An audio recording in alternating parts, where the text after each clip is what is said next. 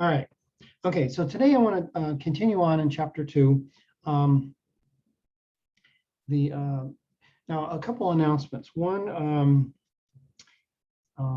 Wednesday your quiz is going to be available, which will be due midnight Saturday night, 11:59 p.m. I'll be at the motorcycle races in Auburn, but I'll think of you guys. Let's see, what else? And then the test will be the following week, available on Wednesday, and then do that following Wednesday evening. I'll give you some guidance. I'm using the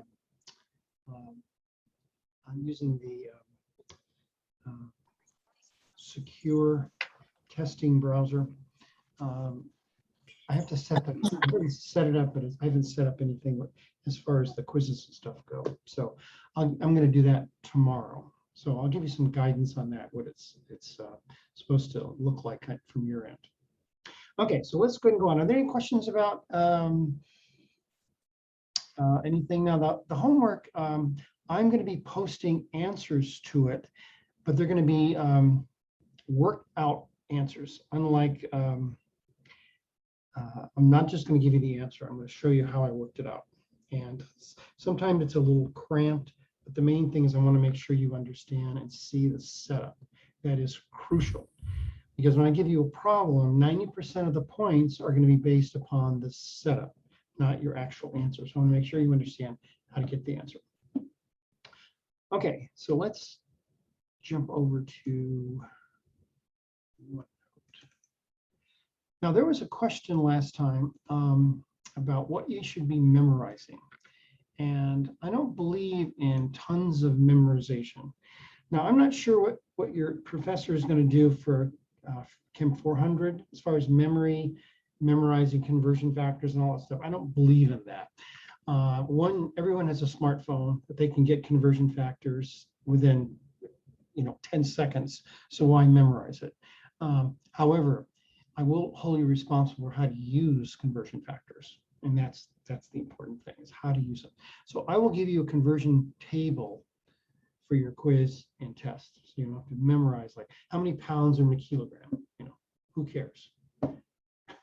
One, you're either going to be using pounds or you're going to be using kilograms. You're using pounds for cooking most of the time. Kilograms you're going to be using in your science class. And rarely people convert back and forth. I mean, there's no reason to. But anyway, as far as conversions go, it's nice to show that as an example. Okay, all right, so let's jump in here. Now, we talked about the SI metric system and converting back and forth and this stuff, and also scientific notation from last time. So let's get into more depth on this International Metric System units. Now, meter is kind of the SI unit. And it's had a whole bunch of fancy definitions. Originally it was 1/10,000,000th of the distance from the equator to the North Pole, and now it has to do with the distance light travels in a vacuum, this kind of stuff. Main thing is you don't have to worry about that stuff. Just know that there are standards in the world that are horrendously precise that everything is based upon. Okay, so the meter is kind of a base unit. So I want you to think about that. There are certain base units that I have my students use as universal conversions. Now, other professors don't. They don't like you to convert to this base unit. And I find my students over the decades I've been teaching find it makes more sense. So I've been using that ever since, and I'll show you that in a minute here. So as you can see, a meter is a little more than a yard. A kilometer is a little less than, or a little more than half a mile. And many of you see, on your car, the kilometers per hour. And you always notice that the kilometers are faster than the miles per hour, and that's because a kilometer is shorter than a mile. So you're covering more kilometers in a given amount of time. And then an inch is made up of a little more than 2.5 centimeters. Okay, there's some concepts I want to go over that are used interchangeably, but they aren't interchangeable. The world never says mass, they always say weight. What's your weight? How much does this weigh? Okay, the problem with that concept is weight is a measurement against a force, and usually it's gravity. That's the problem. So if the force changes, the weight changes, even though the quantity doesn't change. What I mean by that is if we, for example, go to the top of Mount Everest, the force of gravity is different there than at sea level. That means if I weigh myself up at Mount Everest, it's not going to be, I'm not going to weigh the same as if I'm at sea level. If I go out into space, halfway, you know, they always say, oh, you're weightless, weightlessness of space. Okay, that's because there's the force of gravity is not there, because that's what the force is when we weigh something. You've got to have some force. Okay, mass is an intrinsic quality that never changes regardless of where you are. You can be in a black hole, you can be on the sun, you can be on the moon, you can be on Earth, and 100 grams is 100 grams. It doesn't change. But the weight changes dramatically. Okay, so in science and engineering classes and disciplines, we always use mass, not weight. The problem with a non-SI system like the imperial system, they use pounds interchangeably between mass and weight. They also use ounces interchangeably between mass and volume. So it's a very confusing system to use. We don't find it that confusing because we grew up with it, but it is got some very, very big inconsistencies. So the main thing is weight is based upon something being forced against it. And usually it's the force of gravity because we have it on a scale or a balance. And then that balance has got some kind of a mechanism there to determine that force. Okay, now frequently we are going to be using something called conversion factors. Now a conversion factor is something, if we were to multiply 25 times 1, what is the answer to that? This is a tough one though. 25 times 1 is what? 25. 25. 25, that's right. That's because whenever you multiply anything by 1, you end up with the original quantity. That's called the identity postulate in math. Okay, so if I was to multiply 25 by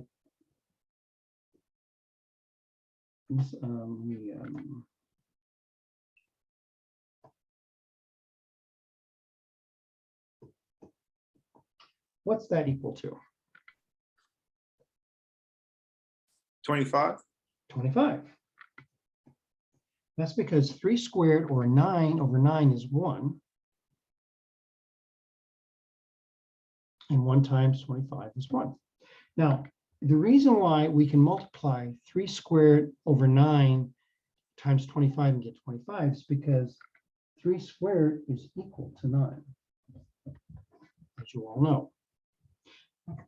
So whenever we have anything that's equal, we can convert it to a conversion factor.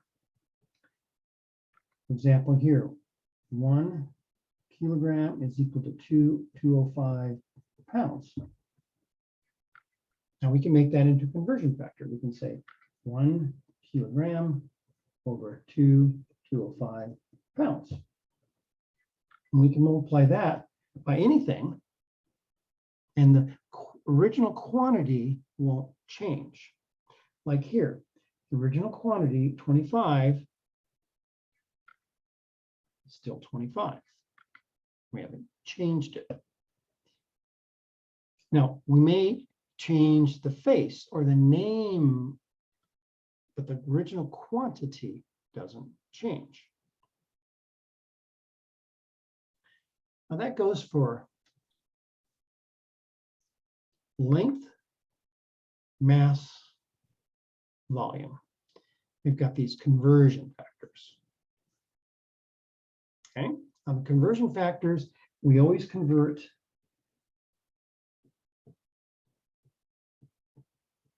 to a fraction, and that fraction is equal to 1. It's like here, converting these to a fraction. And same with these. Okay, so you're going to be working with conversion factors a lot in this class, particularly for Unit 1 and Unit 5, particularly. Okay, so let's see how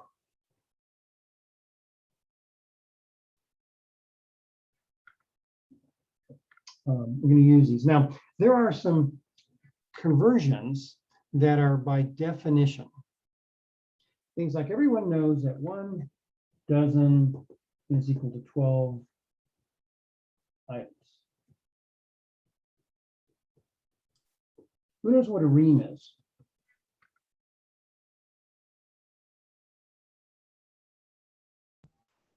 $500. Exactly. That's how they usually measure paper. And we're going to, and later on in the class, we're going to talk about some common units used in science and in engineering, which is called a mole, which is something similar to a dozen or a ream. So these are by definition.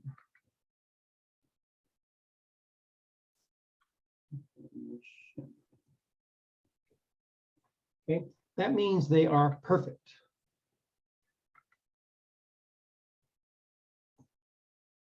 So 1 dozen equals exactly 12 items, not 12.1, not 11.9, but exactly 12, because it's by definition, as opposed to measuring something. Now we're going to obtain 2 kinds of numbers in this class: exact numbers and measured numbers. And in science and engineering, we're always measuring stuff. Things like, how long is that board? Okay, it's so many inches. How do we know that? We take a tape measure and measure it. So when we end up measuring that length of that board, it's going to be so many centimeters long, but it's going to have an error built into it. But if I tell you that you have 12 donuts, I didn't measure those. Those are by definition a dozen. Okay, so there's measured numbers, and then we're going to get into the precision of measured numbers, and we're going to have defined numbers like 12 items in a dozen, 500 items in a ream, 1,000 meters in a kilometer, things like that. So those are by definition, and there are no decimal points in those numbers because they aren't measured, they're exact. Okay. So when we talk about the precision of defined conversions or defined numbers, the precision is infinite because they aren't measured. Everything else is measured, and there is some error built into that measurement. That's what they're talking about here: exact numbers and inexact numbers. An exact number is by definition. For example, we have 54 students in this class, not 53.9, not 54.2. We have exactly 54. So that is infinite precision. We haven't measured that with some kind of instrument. But an inexact, excuse me, an inexact number, though, we have to use some kind of device to figure out that. So for example, you look at the kilometers here. That's 3,280.84 feet. Okay. If you look at pi, And it goes on and on and on for thousands of decimal places. That's measured. So there's a measurement and precision associated with that. Okay? So anything by definition is got infinite precision. It's exact. Everything else is measured and has some kind of error built into it, depending on the device used to measure it. Gosh, excuse me. I am really sensitive to the smoke in the air. I have not been riding my bicycle much at all lately because I'll get out there and start coughing and it's gross. Now there's two concepts I'm going to talk about: precision and accuracy. Okay, if we look at these three situations here of a target, and we talk about accuracy versus precision. Accuracy is based on all the results averaged together, how close we are to the original value. So for example, here, we average all these x's here together. We're going to average out that there. Even though none of them hit the bullseye, but they averaged out to be the bullseye.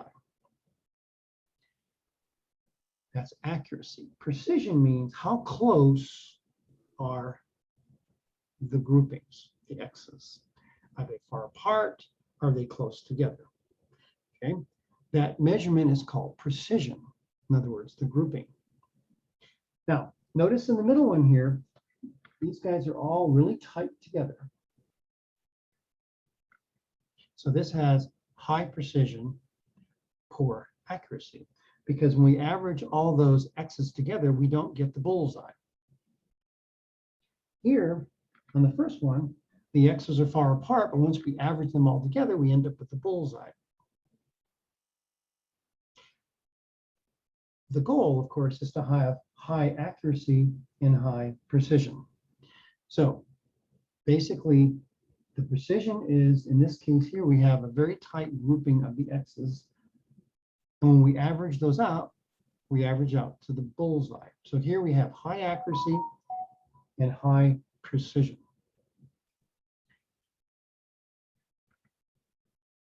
Precision is measured in significant figures.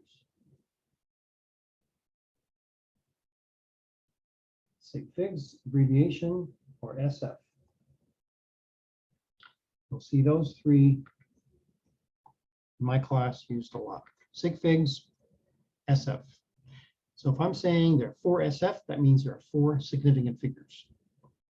Okay, so it's important to understand the difference between accuracy and precision. So the goal is always this.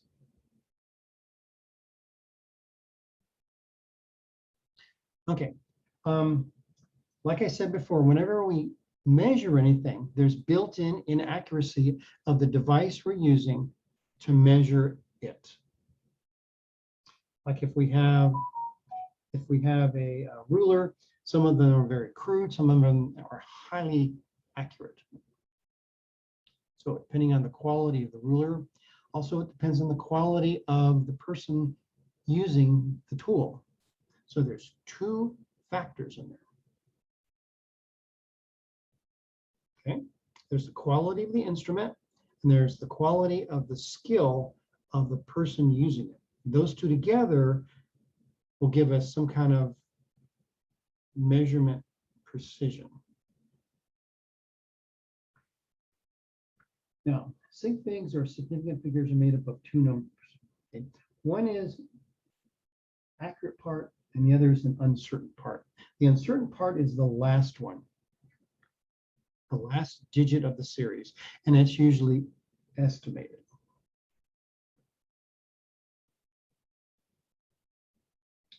So if we have 2.4, 4 is the last digit of the number.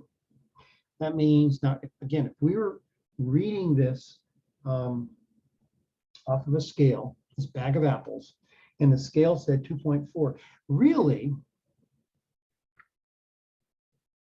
that's what the scale said. But really, the scale could be as low as 2.3 and as high as 2.5. So the last number is always estimated. So in lab, I'm going to talk about this in a little further down here. When we're in lab and we're using an instrument, or we're looking at a graduated cylinder to determine the volume, we are going to be pushing the precision and looking at how closely we can get that real measurement. So the last number, last digit in the number is going to be an estimate. And that's what we're going to eyeball. It's going to be the estimate. Now, if you're reading something digitally, the instrument itself will digitally give you that number. But it's also estimating the last number. Even though it's 2.569, blah, blah, blah, blah, blah, the last digit is still an estimate. Okay, so when we look at a number like 2.4, I will frequently in this class ask you, how many sig figs is that? Okay, there are rules to determine significant figures in a number, because when we do calculations based on the precision of certain numbers, we have to figure in how precise those numbers are that we're using. If one is super unprecise against a very precise one, then our answer is going to be reflected by the least precise number. I'm going to give you a whole bunch of examples of that. All right, so I'm going to give you a whole series of numbers, and we're going to look at the sig figs for those numbers. Okay, so 2.4 is got 2. So this is the number of significant figures. 204, that's 2. 2.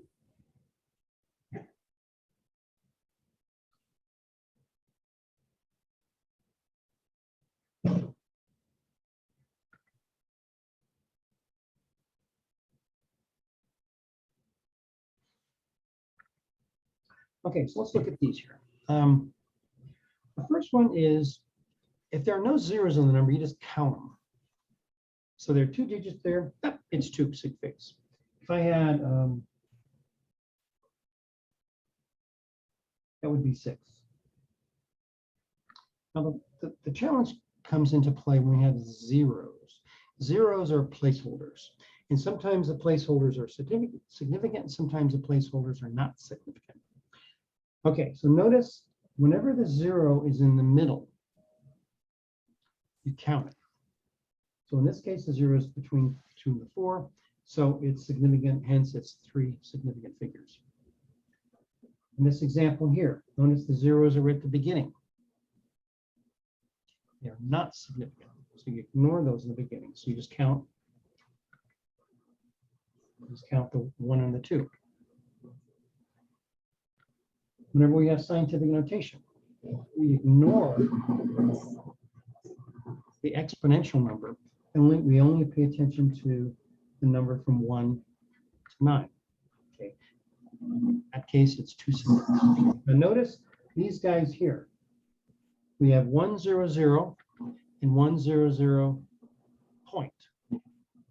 They are not the same number. 100 is very inaccurate compared to 100 point. Whenever we have a decimal point with trailing zeros, the zeros don't count. So this basically has 1 significant figure. If there's a decimal point, we have to count all the zeros regardless of where the zeros are. Okay? Unless they're in the beginning, they don't count. For example, if we go back up to this example here, notice we have 2 kinds of zeros here. We have zeros in the beginning, zeros at the end. The zeros in the beginning never count, But because the zero is at the end and there's a decimal point, that counts. That means this has 3 significant zeros. So we have a rule. And basically the rule is in 4 parts, which kind of sums that up. Okay, basically beginning,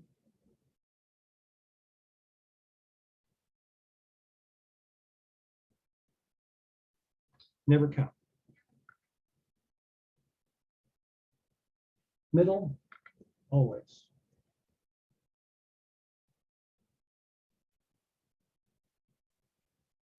End with a decimal point, always. End, no point, never. So that's what all that is. Okay, so let's look at some examples here. All right. And remember, always put zeros in front of those numbers, okay? All right, so let's look at this guy. This guy, the first number here has got a whole bunch of zeros. Okay, we've got beginning zeros. Those don't count. We have ending zeros and a decimal point, so they count. And we have zeros in the middle. So how many sig figs does that number have? Remember, we don't count these in the front, so it's 1, 2, 3, 4, 5, 6, 7, 8. Okay, does that make sense? Zeros in the beginning don't count. Zeros in the middle always count. And because we have a decimal point, the zeros in the end are going to count.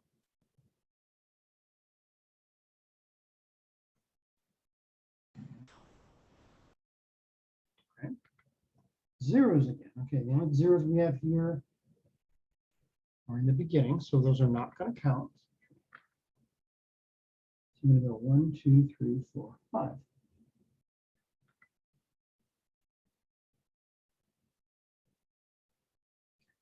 Zeros on the end, no decimal point, so they don't count. So it's just going to be 1. Zeros on the end with a decimal point, so that means they count. So we have 1, 2, 3, 4, 5. Zeros on the end with a decimal point count. 1, 2, 3, 4, 5, 6, 7.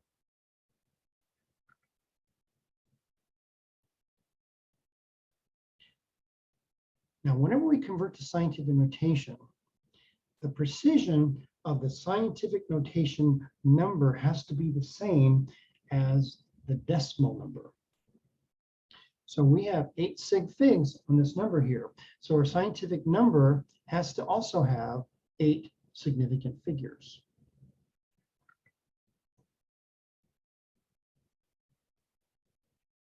Eight. 1, 2, 3, 4, 5. 1. 1, 2, 3, 4, 5. 1, 2, 3, 4, 5, 6, 7. So scientific notation and the decimal equivalent have to be the same. No exceptions. No exceptions. So what's nice about that is that if we are looking for a number and we have to force it to a certain level of precision or significant figures, we can use scientific notation in zeros to make it a certain value of significant figures. Okay. I mentioned before in lab, frequently our eyeballs are going to be one of the many instruments we're using. And that eyeball of ours is going to be used to approximate the precision. Okay, so we're looking at a beaker, which is the most unprecise measuring device you'll ever encounter. You're looking at the side of the beaker, and the water level is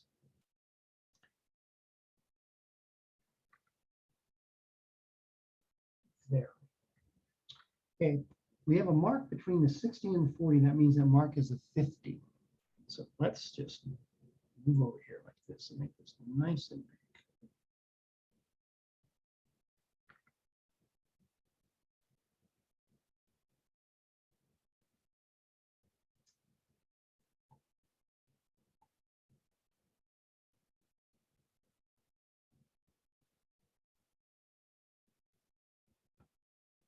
Okay, halfway between 40 and 60, as you know, is a 50. Okay, so this mark here is a little over halfway between the 40 and 50. So it's going to be around 7. But you can make an argument. It's 6. Which is it?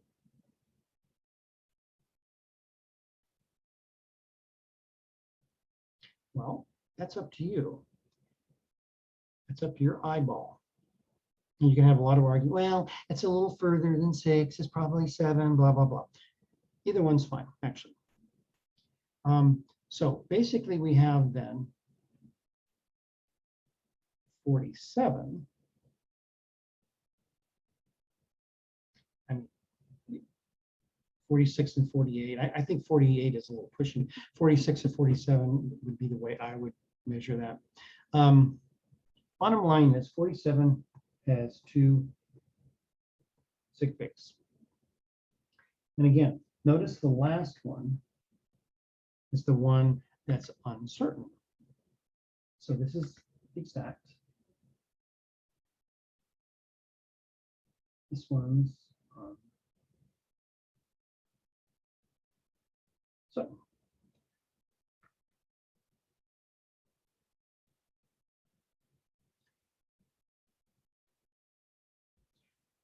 And we measure volume. There's many laboratory apparatus that we can measure volume in. One is a graduated cylinder, one's a beaker, heaven forbid.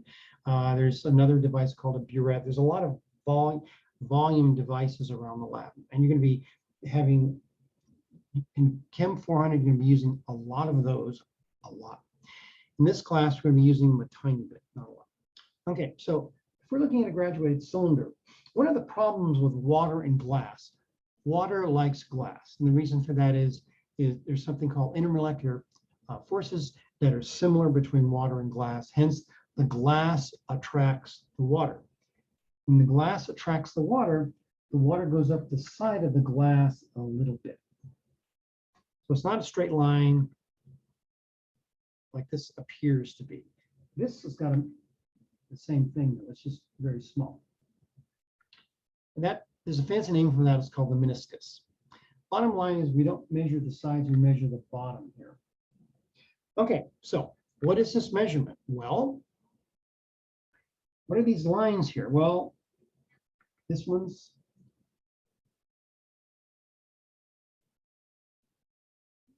that's 35. That's 40. So that means this is, so this is 36, 37. So it's between 36 and 37, around halfway. So that's probably 36.5 milliliters estimate. That means that is uncertain. Those two are exact.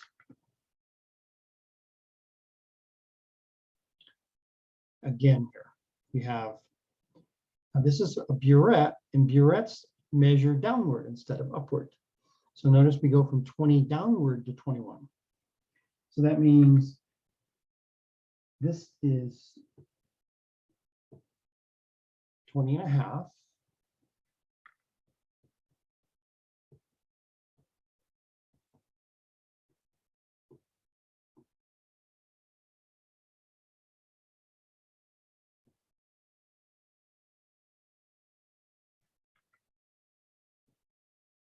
Okay, so this is between the 3 and the 4. And it's about, again, we're going to eyeball it. So we're going to eyeball it. And it's going to be approximately, let's say 8.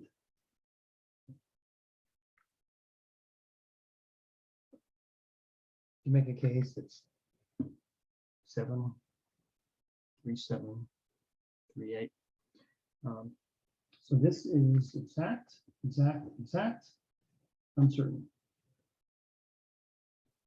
Notice it's little m, big L. Yes, was there a question? I had a quick question. Yeah. Is only the last digit uncertain? Could you have more than one uncertain digit in a measurement? No, it's always the last. Okay. Thank you. Good question. Yeah. Okay. Now, when we do calculations, we're going to end up with an answer.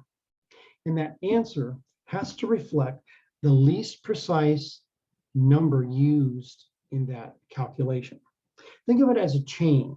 A chain is going to be made up of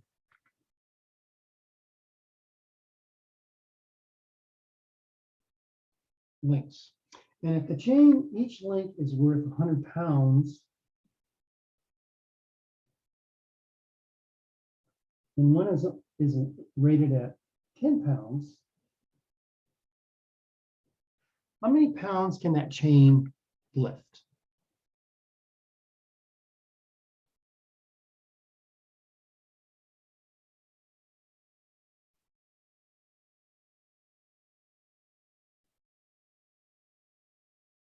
Don't be shy now. How many pounds can that chain lift? Can I lift 20 pounds of that chain?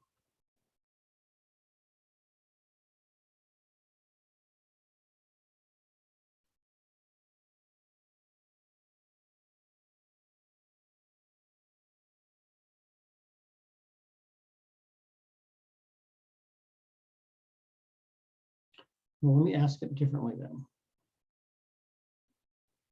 If I have a chain of only one link,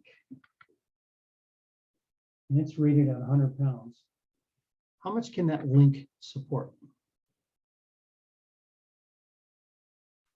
before it breaks? 100 pounds? 100 pounds. What about a link of 10 pounds? How much would it support? 10 pounds? 10 pounds. We put these two together with another 100-pound link, so we have a short chain now. How much will that chain support? 210 pounds?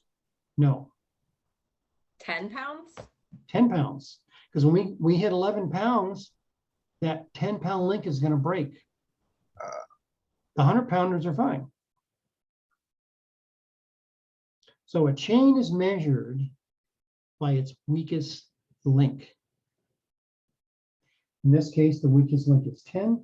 So that means that that chain with all those giant links in it can't lift more than 10 pounds before the 10-pound link will break. So calculations are based upon something metaphorically similar. The precision of the answer is based upon the least precise number used in the calculation. Just like the chain is based upon its weakest link.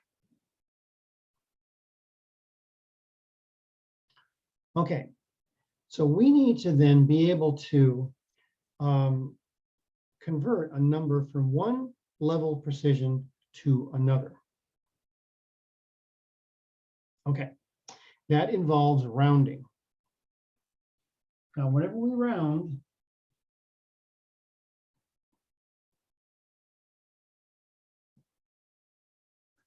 five goes up, or it goes down, or we just drop it. Okay, so this number here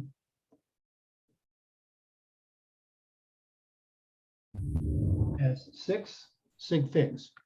And if I was to ask you to convert it to 3 sig figs, how do you do that? Well, you go to one more than the place you're interested in converting to. So I want to convert to 3 sig figs. So I go to the fourth significant figure, starting from the left. 1, 2, 3, 4. That's a 3. The 3 is 4 or less, so we drop it.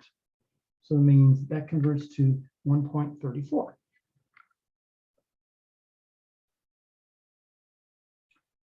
We're going to convert this 6 sig fig number to 5 sig figs. We go to the 1 more than 5 is 6. We go to the 6th place, which is the last one, 7. 7 is 5 or greater, so that means that kicks the last place up 1. So the 3 becomes a 4. Now sometimes we need to add zeros so the number doesn't change when we downgrade a number. Okay, so that's where the decimal point is. Now this thing has 2, 4, 6, 8, 10, like 18, 16 or 18 sig figs. I want to go to 3 significant figures. That means we go to the 4th place. Let's do that. 1, 2, 3, 4. Okay, and that's an 8. That means it kicks that 7 up to an 8. But 348 is nowhere near close to this number here on the far left. So what we do is we fill in with zeros, but no decimal point.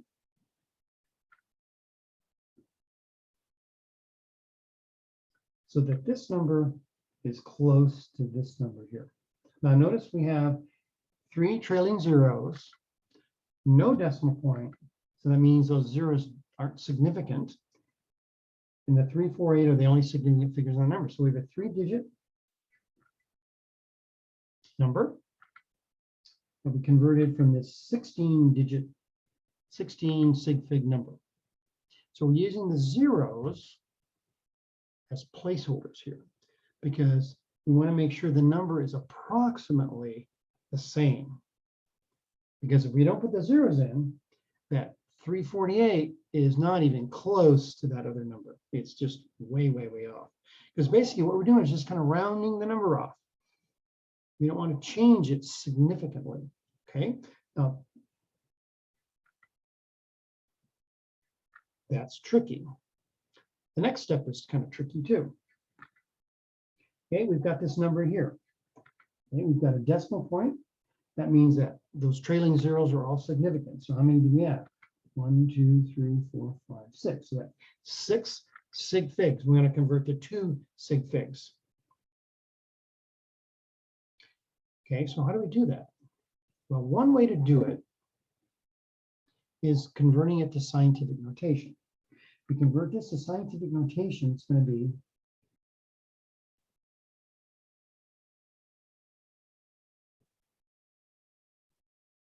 that. Now, when we go to 2 sig figs, we go to the 3rd place, which is 0, we just drop it. So it becomes 4.0. So going back and forth between the decimal equivalent and the scientific notation is really handy for figuring out your sig figs or converting. And again, you will frequently be converting numbers. Usually in 99.99% of the time, it'll be downward. Because when you do a calculation, what I'll show you in a minute here, you're gonna have to be using the least precise number or the least number of significant figures in your answer.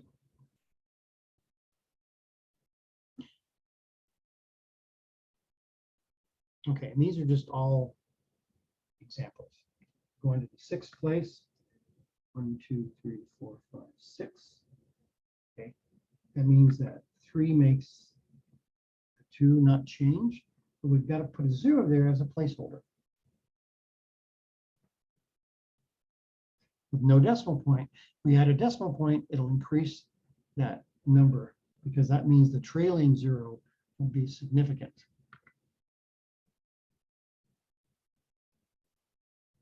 Okay, we want to convert this to 9. Okay, so it means you go to the 10th place.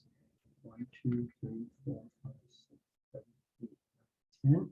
It's 0, so we're just going to drop it. Now, we don't have to add any zeros here because the decimal place is already placed in the answer. We want 6 here, 6 sig figs, 1, 2, 3, 4, 5, 6. That means you go to the 7th place. It's a 9. That means we kick the 3 up to a 4. 5 sig figs here. Now, the beginning zeros, remember, don't count. So we're going to ignore those. We need to go to 5 significant places.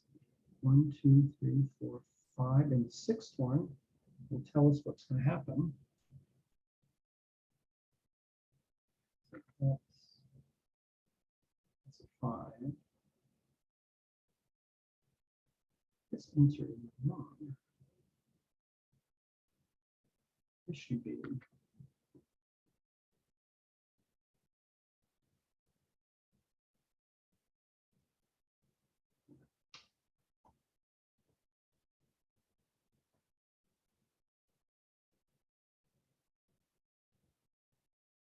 That 5 makes that 4 a 5.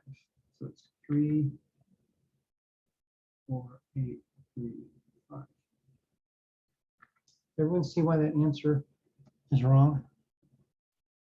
Because the 5 kicks the 4 up, 1 up. Okay, so we want to convert this to 2 sig figs. We go to the 3rd place. 1, 2, 3. That's an 8. That kicks the 4 up to a 5. Notice we always have to make that 0 in the front. And here we're converting to 3 sig figs. So we go to the 4th place. 1, 2, 3, 4. It's a 0. So nothing's going to happen. But right now, it's hard to write 3 sig figs number without going to scientific notation. So we write this as scientific notation. So it's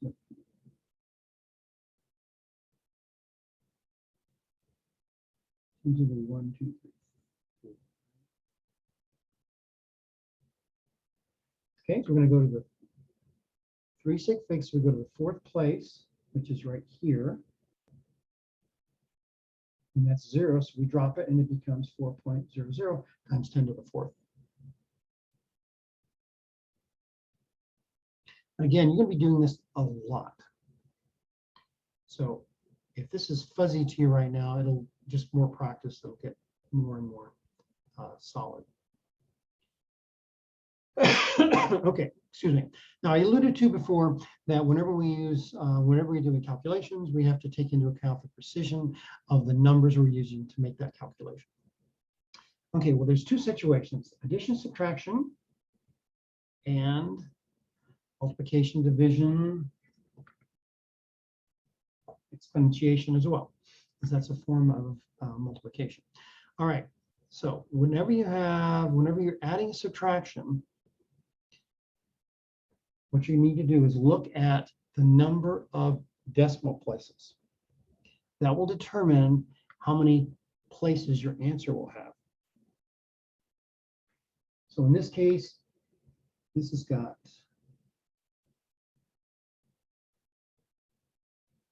2, this has 3, this has 3, so our answer has to have 2. Okay, we add it all up, we got 3 decimal places. We have to go to 2 decimal places. That means we go to the 3rd decimal place, and that's 4, so we just drop it. Now, whenever you're adding subtraction, if you align the decimal place, it'll be easier to count the places. You don't have to, but from a visual perspective, it's easier to see what's going on. Okay, in this case here, we don't have any decimal places, but we've got some 0 placeholders there with no decimal point. Okay? So that means that is going to be the least precise, because the uncertainty occurs in the hundreds here. Here the uncertainty occurs in the ones. That means the hundreds are less precise than the ones. That means we have to round this to hundreds.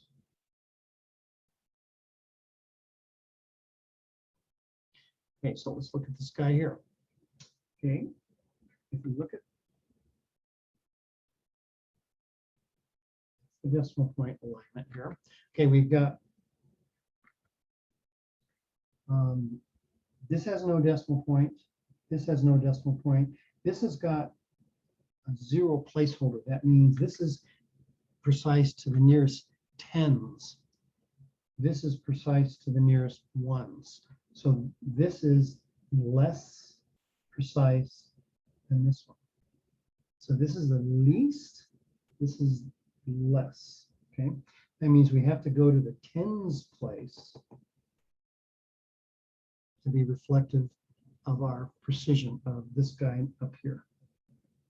So we round to the tens place.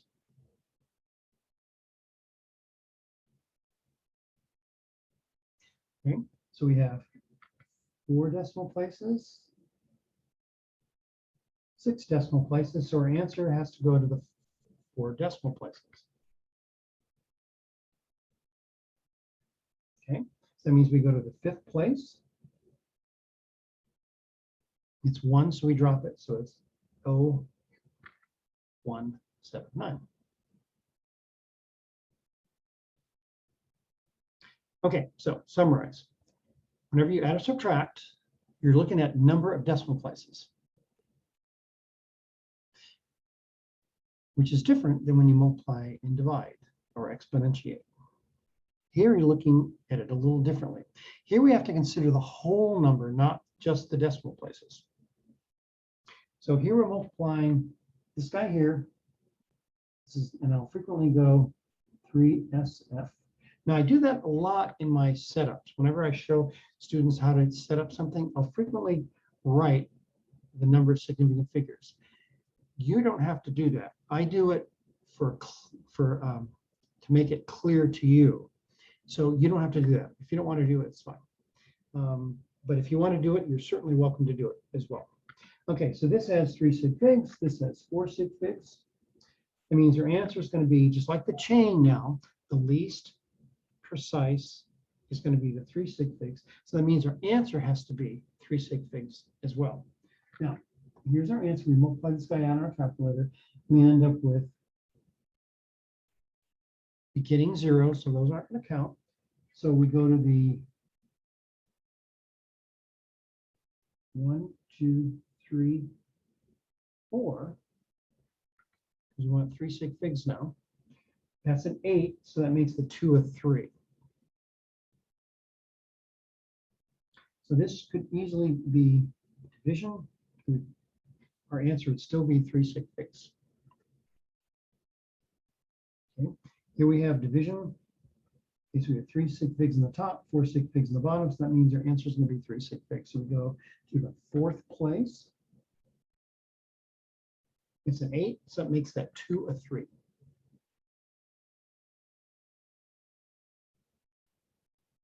Okay, so what happens if we got mixtures? We got a little addition, we got a little subtraction, we got a little multiplication, we got a little division, all rolled into one. Okay, so you're going to be following, this is from your algebra class, PEMDAS. That stands for parentheses, exponent, multiply, and divide. These are kind of the same.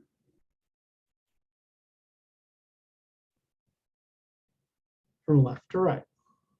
Okay, so in this case, down here, we're going to clear the parentheses first. So that means we're going to use the rules for adding, subtracting. So we're going to clear that first. Then we're going to do our multiplication. Then we're going to do our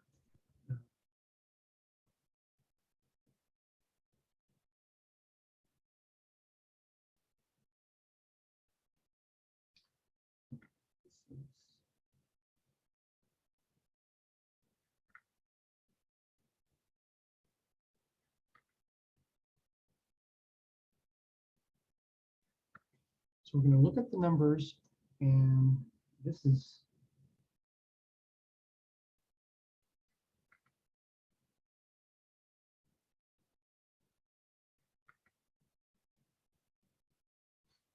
and end up with 2 sig figs.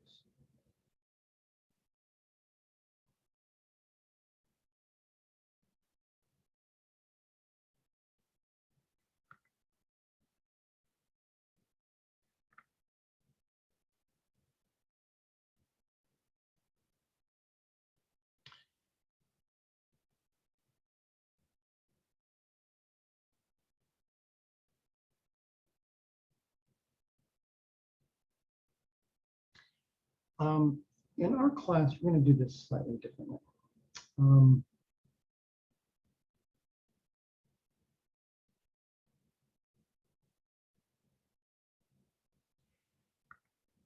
I'm going to simplify this a little bit for you.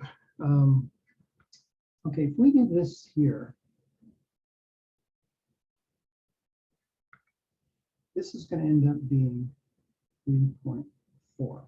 We use our addition subtraction rules here.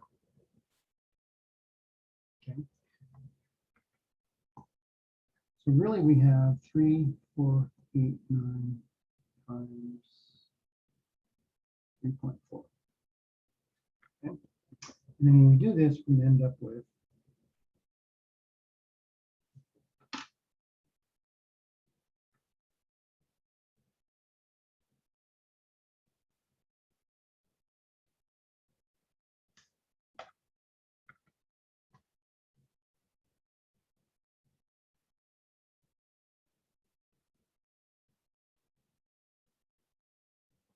1186.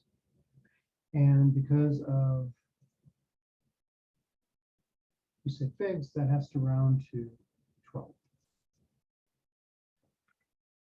Okay, so that method is more consistent with what we've been doing. Okay. So let's look at this guy here. Do the parentheses first. So that means you're going to take 5, 4, 8, 9. 1. This can be 4, 7, 9. Now we have multiplication division here. So we have 3 sig figs, 4 sig figs, 3 sig figs. So our answer needs to be 3 sig figs. Okay, so that means that's going to be 19.2.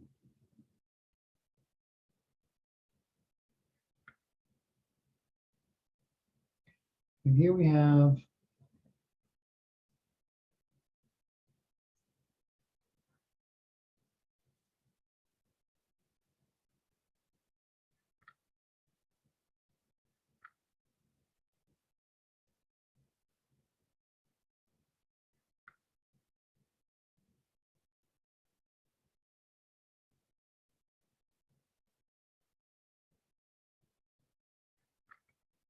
okay. And this needs to be, because this is one decimal place, that means this is 4 point. Oops.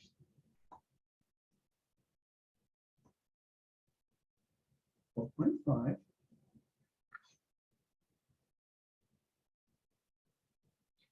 And now we're going to subtract 19, 7, 9, which is going to be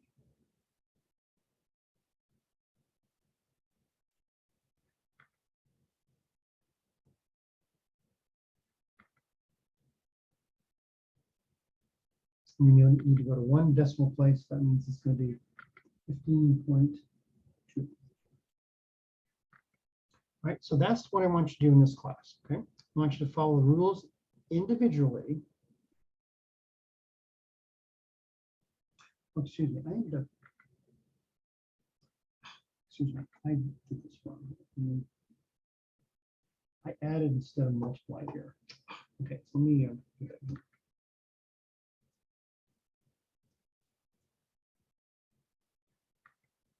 And then that's, I get the same answer as that. Isn't that nice?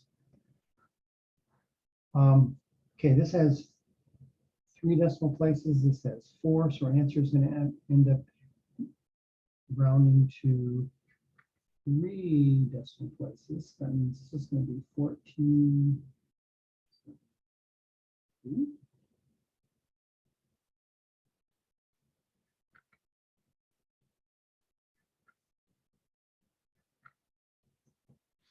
Okay, so again, do your parenthetical, the parenthesis operations using the rules above. And then now we simplified this. We went from a multiplication problem to addition subtraction. So then the rules for addition and subtraction apply.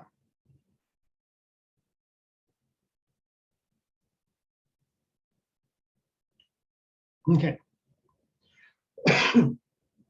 So whenever we multiply, divide, subtract, add, or do exponentiation, we have to apply these rules on our answer has to reflect the least precise numbers used in the calculation. Okay, so what I want to do is talk a little about problem solving. Okay. I'm going to get into this big time on Wednesday. Big time. This is called a word problem. Everyone loves word problems. Okay. And let me give you an example of a word problem.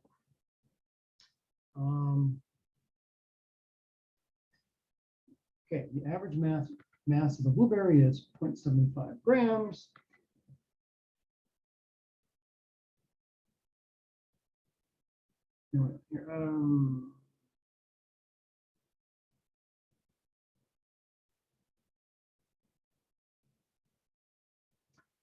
Give you another example here. Those are some special. Okay. Typical example. Okay, you're 19 years old. How many seconds have you lived? Okay. You save a quarter per day. How many dollars do you have after 4 years of college? These were all word problems. So what I want to do is show you a method to solve these problems. Okay, a strategy.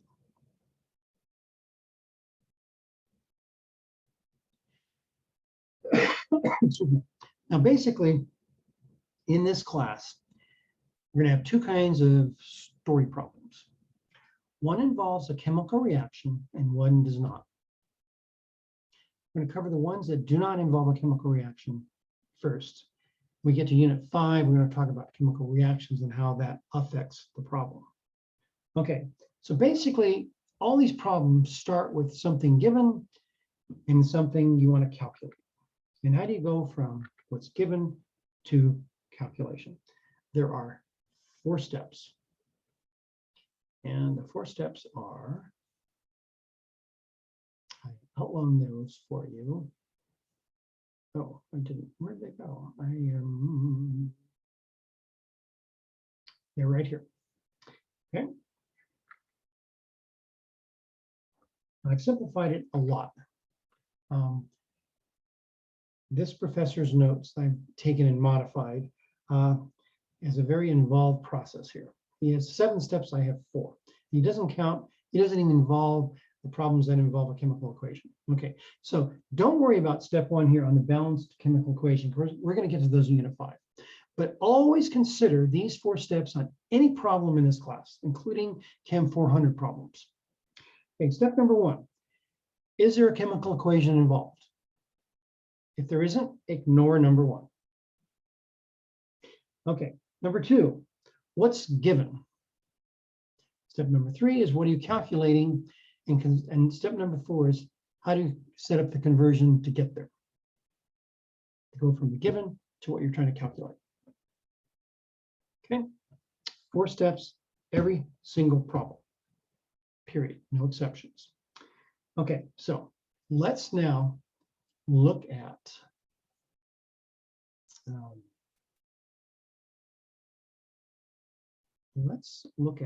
I'm going to do one really simple problem, then I'm going to hit this big time on Wednesday. Let's see here. I'm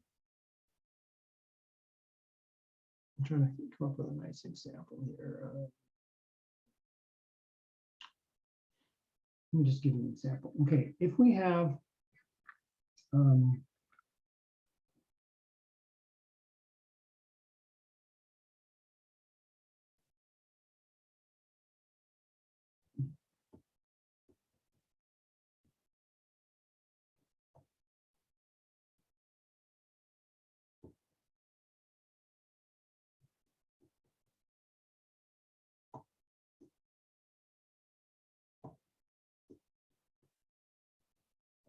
So 5 quarters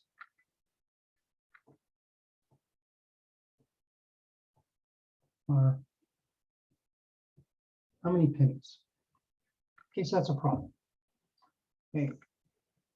Now, many of you can go, well, that's easy. That's 125 pennies. How'd you do that? Okay, so let's use our 4 steps now. Is there a chemical reaction going on here? No. Step number 2, what's given? Okay, to figure out what's given, you look for the number. What's the number there in that problem? 5. 5. Exactly. And what's the associated unit that goes with the 5? The quarter. 5. Exactly. So we have 5 quarters. That's what's given. What are we trying to calculate? Pennies. Yeah, pennies.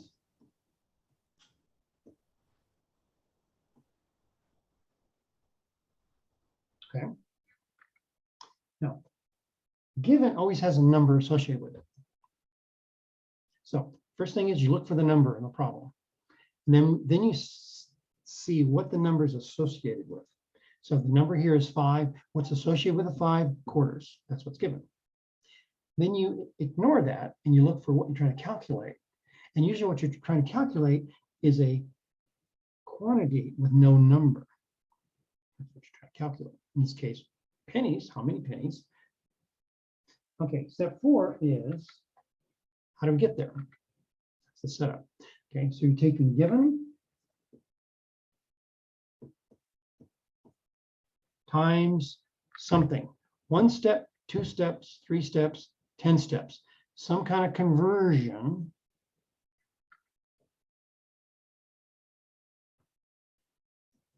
And that'll give you what you're trying to calculate.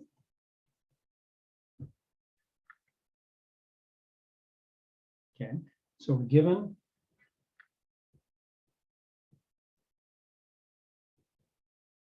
5 quarters. What conversion factor are we going to use to find out the number of pennies? What do we know about quarters and pennies? What are those relationships? We can write it 2 different ways.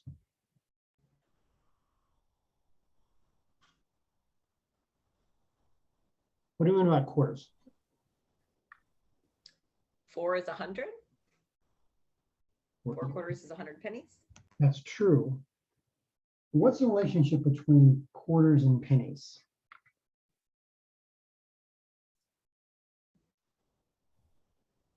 Quarters are much larger.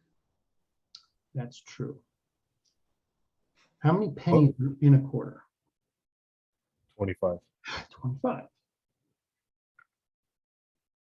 So 1 quarter is equal to 25 pennies, right? All agree on that. Okay, now, because these are equal, we can make a conversion factor. We can say 1 quarter is 25 pennies, right? We can also do 25 pennies is 1 quarter. So those are our 2 conversion factors. One of them goes here. Which one?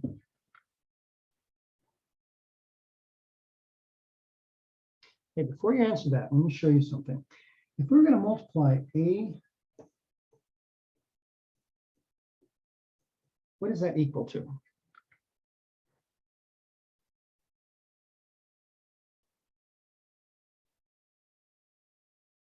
Think algebra now.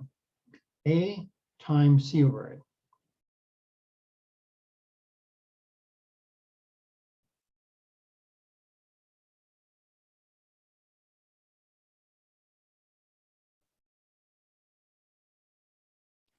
C. C, because the A's cancel, right?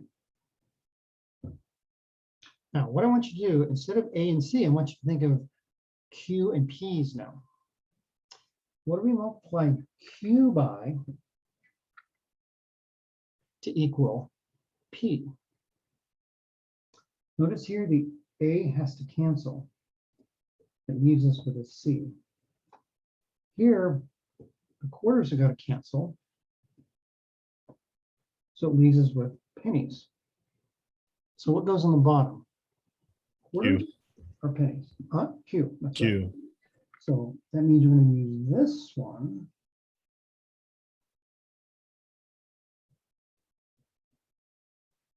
Because the quarters cancel. So there's no guessing here. If we have P's on the bottom, they don't cancel. So what are we starting with? Quarters. What are we trying to calculate? Pennies. Well, what unit is left over here? Pennies. So to get how many pennies, we multiply 5 times 25. So that's 125 pennies.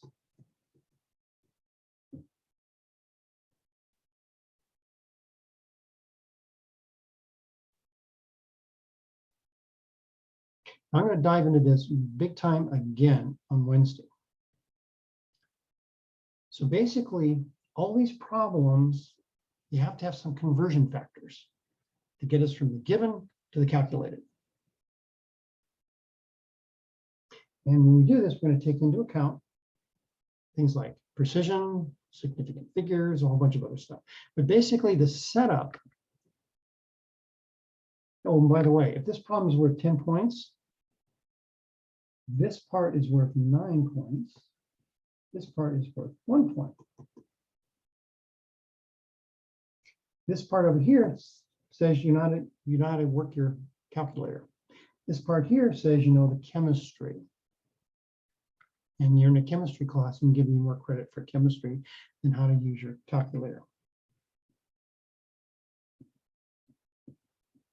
See, the problem is, some of you, probably many of you, could do this problem in your head. But if you don't know, and you have some abstract quantities, you can't do it in your head. You won't know how to use a conversion factor. This process will work every single time, no exceptions. Every single time. And that's what this over here goes into. So we have conversion factors here. This one, in this case, it's going to be miles per hour, days per week, whatever. Conversion factors.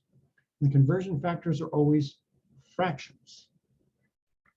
And there's two versions of the conversion factor. We have the multiplicative inverse of each. Those are the two conversion factors. So whenever you have one, you always have the opposite all the time. Okay. So on that, I'm going to leave this. I'm going to pick this up again big time on Wednesday. Okay. So before I leave this, are there any questions about how I set this up and kind of the strategy? Remember, always 4 steps. Step number 1, chemical reaction. Unit 1 has no chemical reaction, so you don't have to worry about step 1. Step 2 is what's given. Look for the number and the associated quantity that the number goes with. Number 2, what are you trying to calculate? And then 4 is going to be the setup. So you put the given on the left, conversion steps, and you end up with what you're trying to calculate. Now, this was a 1-step problem. Sometimes it's a 2-step problem or a 3-step problem, etc. Now we're going to start with a whole bunch of 1-step problems. I'm going to gradually get you into thinking in terms of 2-step problems, 3-step problems. Okay. All right. So how do you guys feel about this? Everyone loves word problems.